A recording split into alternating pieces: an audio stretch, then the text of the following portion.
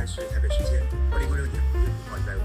早上8点，国际财经新闻持续变化。美国股市在昨天稍微收回从1.9站，这个很有趣啊。在美伊之间的冲突阿联好像就受到最多所在国际的注意啊。所以在种种数值的持续冲击之下，我们其实还是可以感觉到这种形成的外溢效果，对于实体经济有可能形成的成本上升压力。其实回过头看现在的美国市场，那表面好像觉得波动也不大，反正就在100上下持续的游走，好像一切都在控制范围之内。不过实际上呢，整个市场目前的结构分别是3层错位。第一层是油价，中东点同步的调高啊，都势不待发的。你看昨天3大法人科技厂拥有支撑，认为只要美国变慢从一季就有机会就看出来。那第二个，不过现在年增幅还是很高，更值得注意的是国际组成变化。目前我们看感觉并不像是原本常年在股市下沉的好散户，现在觉得幸福，感觉不像是这样子报的25%，也越来越多家庭开始把投资当成理财，甚至为下一代来做投资。那现在好像以前买个500-600亿、700-800亿，那推动的点位也不过就是几百点，现在这些偏偏都可以涨起。